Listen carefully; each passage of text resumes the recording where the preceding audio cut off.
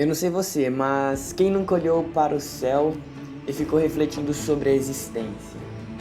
O porquê tudo e não nada?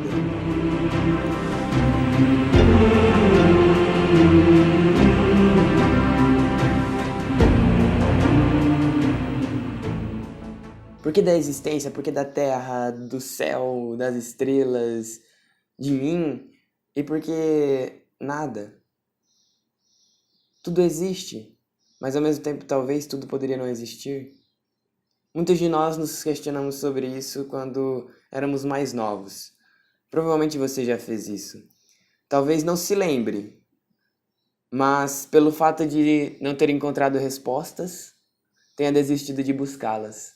Sabe quando nós nos contentamos com a realidade? Aliás, é uma questão muito difícil, né? Responder o porquê da realidade, o porquê de tudo.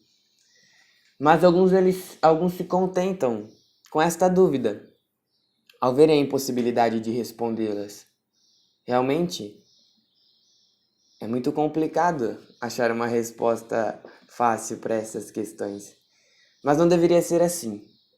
Olha o que dizia Aristóteles: não se deve dar ouvidos àqueles que aconselham ao homem, por ser mortal, que se limite a pensar coisas mortais. À medida do possível, nós precisamos nos comportar como imortais e tudo fazer para viver segundo a parte mais nobre que há em nós. O homem, por ser mortal, ele não pode se limitar a pensar coisas mortais. Pelo contrário, ele deve pensar naquilo que há de mais nobre no homem. Então Aristóteles já falava a importância do homem não se limitar apenas a esta realidade, mas a alçar voo, mas pensar naquilo que é imortal, naquilo que não passa, naquilo que é eterno. Diante disso, nós nos questionamos: de onde viemos? Eu acredito que nós podemos dividir todas as respostas a esta questão em apenas duas. Ou nós viemos da matéria, ou nós viemos de um ser superior, de um Deus. É difícil, de forma racional, crermos nesta primeira opção, que nós viemos da matéria. Apesar de grandes pensadores e de grandes cientistas sustentarem racionalmente, que se pensarmos racionalmente, nós chegaremos a esta conclusão. Se o homem pensar racionalmente, ver o tempo tal, como surgiu o mundo, nós viemos da matéria. Mas se for assim, então nós viemos do nada? Porque em algum momento tudo existiu. A matéria teve que surgir. Logo, antes deste momento, havia alguma coisa. Havia um tempo. Então tem um momento do surgimento, um momento antes e um momento posterior. Olha o paralelo que eu vou fazer. A abiogênese, tão condenada na época moderna, ela acaba se tornando então o cerne da criação. De forma mais clara, atualmente é claro, mas por algum tempo se acreditou, por exemplo, que camisas sujas poderiam dar origens a ratos. Se você deixasse um prato com arroz, feijão, por um dia surgiriam moscas. Acreditavam que as coisas surgiam do nada, que a matéria se tornava em algo animado, em um animal, enfim. Isso foi superado extremamente. Mesmo assim, ainda se crê que o universo, com sua complexidade, com tudo aquilo que há, tenha surgido do nada. Olha que paralelo interessante, né? A biogênese tão condenada, agora, se colocarmos em miúdos, ela se torna o meio pelo qual o mundo surgiu. É uma biogênese bem mais desenvolvida e, no mínimo, inusitada. E não sei se vocês perceberam, mas eu usei o verbo crer, porque realmente é uma fé na ciência. Os filósofos gregos sempre creram que o mundo, em sua complexidade, não poderia surgir sem a presença de uma causa superior, sendo esta causa responsável por criar tudo. Ele chegou até a afirmar que os descrentes e os ateus consideram a própria descomunal ignorância uma sabedoria ilimitada. É claro que Platão não estava falando do nosso Deus, do Deus cristão, do Deus católico. Ele estava falando dos deuses gregos. Mas ele via a importância de, racionalmente, considerar a existência de uma causa superior. Ele falou que os descrentes e os ateus consideram a própria descomunal ignorância uma sabedoria ilimitada. Essa citação, essa frase de Platão está em um dos seus livros chamado Leis, no capítulo 10, no parágrafo 886. Se você quiser ver mais sobre as citações, os conteúdos, tudo aquilo que eu estou falando, na descrição deste vídeo está um linkzinho que você pode abrir o conteúdo deste vídeo. Aí vai ficar mais fácil para você acompanhar e nos próximos vídeos também. Mas se formos mais astutos, nós podemos usar esta última reflexão. Que se tudo surgiu em determinado momento, então deveria haver um momento anterior, e aí fica este buraco, esta incógnita. Nós podemos usar esta última reflexão também para o próprio Deus. Mas se Deus criou o mundo, o que vem antes de Deus? Quem criou Deus? Olhando de forma superficial e descuidada, pode-se até aceitar este argumento. No entanto, há algo a mais que distingue a geração espontânea do criacionismo, da ação de Deus. E para entender isto, basta nós olharmos para as próprias características de Deus. A característica mais importante, ele é eterno. Ele não tem princípio nem fim.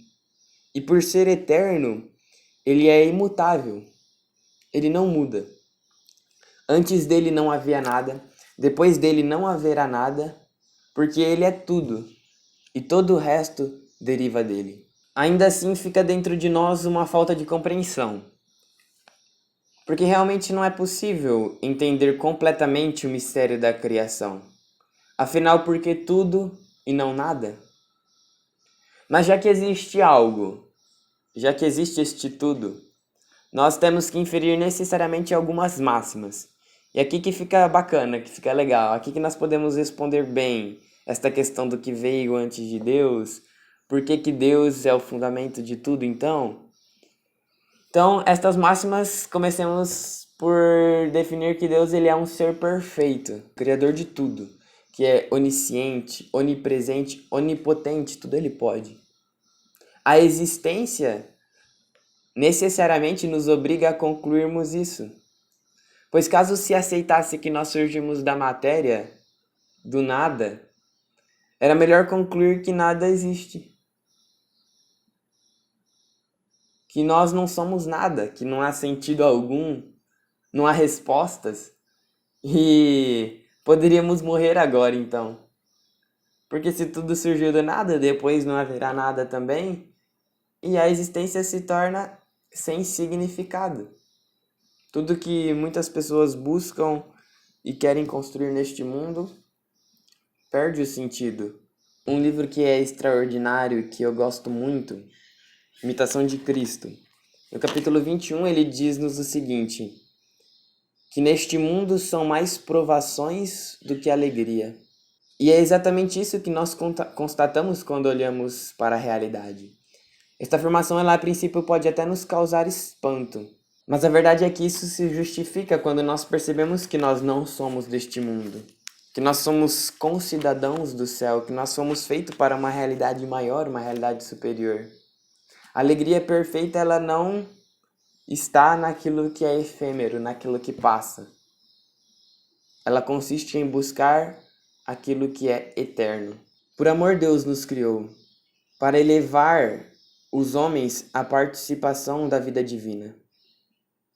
Nós somos mortais, mas Deus nos concedeu a graça de termos uma participação na sua divindade, de se tornarmos homens divinos. E é isso que nós buscamos. Ele nos dá sem perder, por gratuidade. E para isso que ele ordenou, para isso que ele orquestrou todo o universo, para o ser humano. Tudo foi criado para mim e para você. A nós foi dada aquela ordem que está lá em Gênesis, capítulo 1, 28. Frutificai, disse Deus, e multiplicai-vos, enchei a terra, e submetei-a. Dominai sobre os peixes do mar, sobre as aves do céu, e sobre todos os animais que se arrastam sobre a terra. Deus nos pediu isso, que nós frutifiquemos, que nós multipliquemos a nossa raça e mais, que dominemos sobre tudo, que cresçamos na sabedoria, na inteligência, na tecnologia, na comunhão com os irmãos, na sociedade. Deus nos pediu isso. Deus, ele então colocou tudo para que nós existíssemos. E mais ainda, Deus, ele orquestrou tudo para que um dia nós estejamos na sua glória, onde não haverá choro, temor, angústia, dor, pois Deus, ele será tudo em nós. A finalidade deste mundo, ela é nos levar para a presença de Deus. Nós viemos do Criador e para Ele devemos voltar. Sendo assim, a Igreja Católica ela concilia perfeitamente a teoria da evolução com os planos de Deus. É Deus que, em sua sabedoria, permite que a ciência desvele os mistérios da criação. Apesar que, em algum momento, há um limite, em que a ciência não pode mais operar, em que a ciência não tem mais resposta, onde só Deus habita. Então, o que vem antes do Big Bang? A ciência nunca irá responder isso, tem um ponto final, tem um limite. Por isso, a ciência nunca irá responder às questões que mais intrigam o ser humano. Quem eu sou, de onde vim, para onde vou. E pensando de forma lógica, é impossível de maneira empírica, apenas com a racionalidade, explicar de onde nós viemos, o porquê tudo e não nada. Pode até encontrar algo, como o Big Bang, mas mesmo assim nunca será o princípio de tudo. E aliás, não sei se você já se interessou pelo assunto ou já pesquisou algo, mas a própria teoria do Big Bang ela foi proposta por um padre belga chamado Georges Lemaitre. Não sei como se pronuncia, até pesquisei, mas não achei. Foi proposta por um padre. Eu aprendi isso na escola e depois para fazer o vídeo fui pesquisando sobre e aprofundando no assunto. E é um padre belga que propôs, como tantas outras teorias científicas foram propostas por padres. E em 1979, durante o discurso do Papa João Paulo II à Pontifícia Academia de Ciências, ele citou algumas palavras deste cientista, deste padre, sobre a relação entre a igreja e a ciência. E olha o que São João Paulo II disse. Por acaso a igreja poderia ter necessidade da ciência? Não. A cruz e o evangelho lhe bastam. Mas nada que seja humano é alheio ao cristianismo. Como poderia a igreja se desinteressar na mais nobre das ocupações estritamente humanas, a investigação da verdade? Olha que frase espetacular. A igreja não precisava vasculhar isso, a igreja católica não precisava ter um observatório nacional com um telescópio, onde tem monges que cuidam lá do observatório. Não precisava disso. Mas ela busca estar envolvida neste meio, porque a igreja ela busca a verdade. A igreja usa da fé e da razão para sustentar tudo aquilo que ela acredita. Ela precisava buscar a origem do universo? Como surgiu? Não. Deus nos permite buscar isso. Deus nos permite compreender mais isso. Mas a igreja ela não precisava. Porque a igreja ela está preocupada com a salvação das almas. Como o próprio João Paulo II disse, a cruz e o evangelho lhe bastam. Mas mesmo assim, a igreja ela está envolvida em muitos destes meios.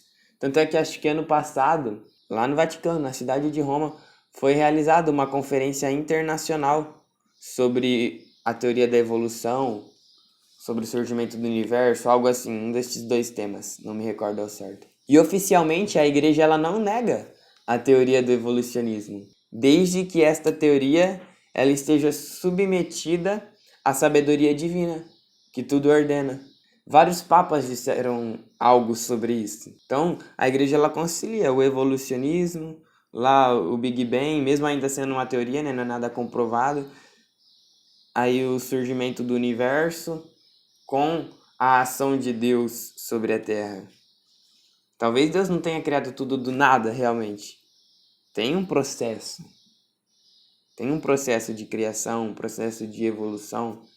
Enfim, Até na própria Bíblia, lá em Gênesis, se você pegar o primeiro dia da criação, o segundo dia, o terceiro dia, surgimento do céu, da terra, das plantas, do mar, a ordem que é apresentada em Gênesis, 2.500 anos atrás, agora recentemente, com o Big Bang, com como se criou o mundo, o que foi surgindo primeiro e depois tal, se juntar essas duas coisas, a ordem lá do Gênesis, ela está muito parecida com a ordem que os cientistas modernos afirmam que as coisas foram surgindo. Olha que interessante isso, né? Portanto, nós viemos de Deus, somos sua criação. Somos o que Deus quis criar de mais perfeito.